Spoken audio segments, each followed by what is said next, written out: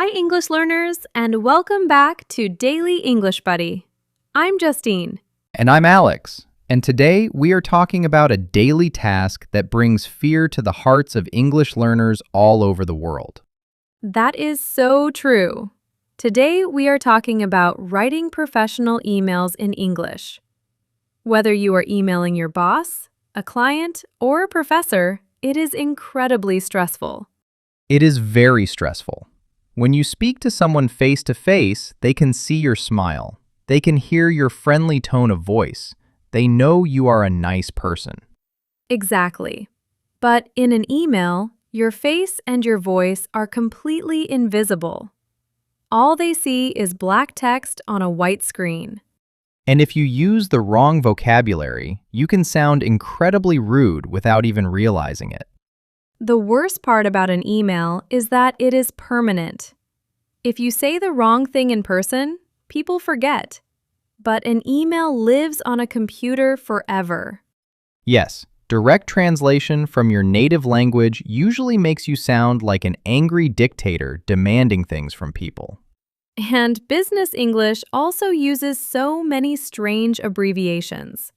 You read an email and it looks like a secret spy code. But do not worry, we are going to fix all of that today. We are. We will teach you the perfect anatomy of an English email. But before we start the lesson, please remember to grab today's free PDF study guide. The link is in the description box below the video. The PDF has all the polite email phrases, the business abbreviations, and a perfect email template you can just copy and paste. You definitely need that PDF. Because Justine, I think we both know that hitting the send button can sometimes be the biggest mistake of your career. I know exactly what you are talking about. Listeners, today Alex is going to share one of his most famous, legendary workplace disasters. Oh, I still have nightmares about this. I really do. This happened during my first month working at a very fancy office in London. Your first month in London was just a series of absolute disasters, wasn't it? What happened this time? Yes, it really was. So I was working as an assistant. The office was very intimidating. Everyone wore expensive suits and typed incredibly fast. You wanted to fit in. You wanted to look like a fast, efficient worker. Exactly. I wanted my boss to think I was a professional. One afternoon, my manager asked me to email a very important client. Let's call him Mr. Smith. Okay, emailing a client. That is a normal task. Who was Mr. Smith? Mr. Smith was a 60-year-old senior partner at a very famous law firm. He was a very serious, wealthy man. We needed him to sign a contract for a new project. Oh, wow, a senior lawyer. So you needed to be extremely polite. Yes, but my manager said, Alex, email Mr. Smith and get that contract today. It is very urgent. Do not let him forget. Ah, so you needed to be polite, but you also needed to tell him it was urgent. That is a delicate balance. Well, I did not balance it. I opened a blank email. For the subject line, I wanted him to notice it immediately. So I typed in capital letters, read now, send contract. You wrote read now in capital letters? Alex, that is basically screaming at a senior lawyer. I wanted to show my manager I was taking the urgency seriously. I thought capital letters looked important. Then I moved to the main body of the email. I translated directly from my native language. Oh no. Direct translation in business is always a trap. What exactly did you write? I wrote, Mr. Smith, give me the contract today. Do it ASAP. And then I signed off with my name. You told a millionaire client, give me the contract. Do it? You sound like a bank robber demanding money. I didn't know the polite phrases yet. I thought I was being clear and efficient. But the absolute worst part was the sign-off at the very bottom of the email. What did you write at the bottom? Did you write, best regards? No, I had seen some of my British friends end their text messages with the letters XOXO. I thought it meant excellent or extra urgent. No. Alex, please tell me you didn't send that to a serious client? I did. The email said, "Mr. Smith, give me the contract today. Do it ASAP. XOXO, Alex." XOXO means hugs and kisses. You demanded a legal contract from a 60-year-old man and then sent him hugs and kisses. I didn't know. I hit send. 30 minutes later, my manager called me into his office. He looked very confused. He asked me if Mr. Smith and I were secretly dating. Oh my goodness. What did Mr. Smith reply to the email? Mr. Smith replied to my manager and said, "Your new assistant is very aggressive, but very affectionate. Here is the contract." Affectionate. That is incredible. Well, at least you got the contract signed. Yes, but I almost lost my job over it. Email English is incredibly dangerous if you don't know the rules. It really is. So let's switch to teacher mode. Let's break down the perfect anatomy of an English email from top to bottom so our listeners never send hugs and kisses to their boss. Absolutely. Let's start at the very top, the subject line. This is the title of the email. Never use all capital letters. It looks like you are screaming. And never leave the subject line empty. Keep it short and professional. For example, contract signature required or weekly report. Perfect. Next is the greeting. If you are writing to a company or someone you have never met, use Dear. For example, Dear Mr. Smith or Dear Hiring Manager. But if you are emailing a coworker or someone you email every single day, Dear is too formal. You can just say, "Hi, Sarah," or "Hello, David." Now, here is the secret to British and American emails. After you say hi, you cannot just start demanding things. You must use an opening pleasantry. Yes, this is so important. It is like virtual small talk. The most classic, universal phrase in the business world is, "I hope this email finds you well." Native speakers use that phrase millions of times a day. I hope this email finds you well.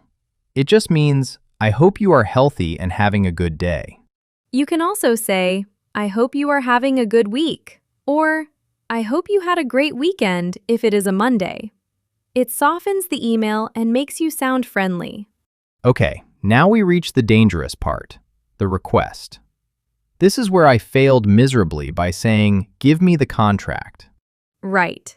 In English, you must use modal verbs to be polite. Words like could and would. You never use the imperative command form. Instead of "send me the report," you should write, "Could you please send me the report?" It is much softer. Or, to sound even more professional, you can use, "I was wondering if you could send me the report."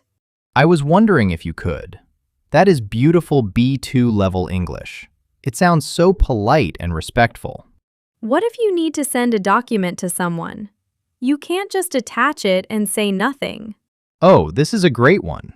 You use the phrase, "Please find attached."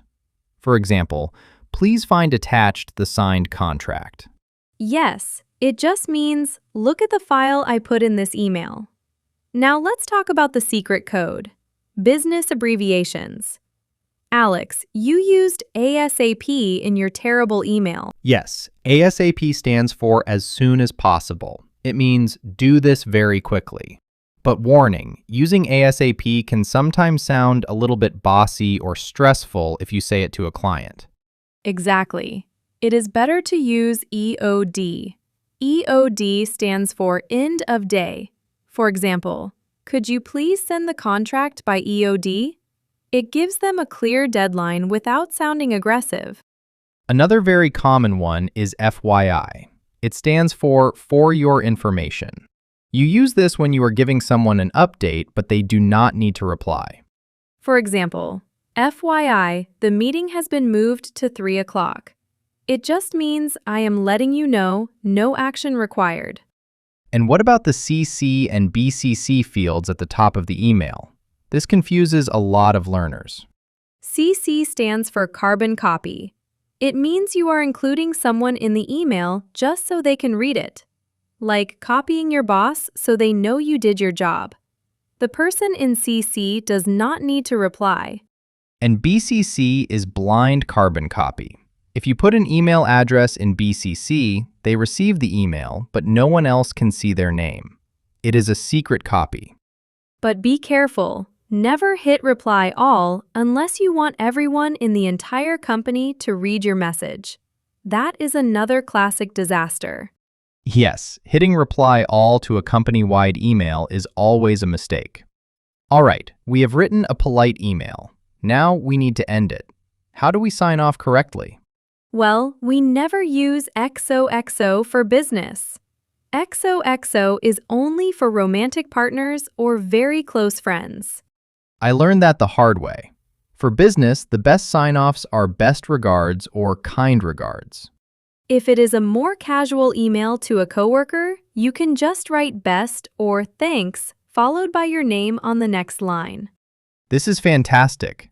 You know what we need to do, Justine? We need a quick mini role play. Oh, I love the role plays. Who am I this time? You are going to write a perfect email out loud. I am the client, Mr. Smith. Ask me for the contract politely and send me a file. Okay, I am ready. Here is my email. Subject line, project contract signature. Great subject line. Very clear. Keep going. Dear Mr. Smith, I hope this email finds you well. Please find attached the new project details. I was wondering if you could please send the signed contract to me by EOD today. Let me know if you have any questions. Best regards, Justine. And send. That was a beautiful, professional email. No screaming, no demands, and definitely no kisses. Haha, I am glad I could fix your terrible mistakes, Alex. Now you can email lawyers safely. I can. And now it is time for the Buddy Rapid Fire Quiz. Listeners, play along with us and test your new email vocabulary. I am ready. Give me the questions, Alex. I want a perfect score. Question 1. What is the classic phrase we use at the start of an email to be friendly? The classic phrase is, I hope this email finds you well. Correct. Okay, question 2. Instead of saying, give me the file, what polite modal verb phrase should you use? You should say, could you please send me the file? Or, I was wondering if you could. Spot on. Question 3. What phrase do you use when you put a document inside the email? You say, please find attached. Excellent. Question 4. What does the abbreviation EOD stand for? It stands for end of day. It is a great way to give a deadline without sounding mean. Perfect. Final question. What does XOXO mean, and should you use it at work? It means hugs and kisses, and you should absolutely never use it in a business email. You aced it. A perfect score. You have successfully passed your daily English Buddy business test. Thank goodness. And if our listeners want to feel confident writing emails at work or school, do not forget to download the free PDF study guide for this episode. Yes, please grab the PDF. The link is right there in the description box below the video. It has all the polite phrases, the abbreviations, and a full template.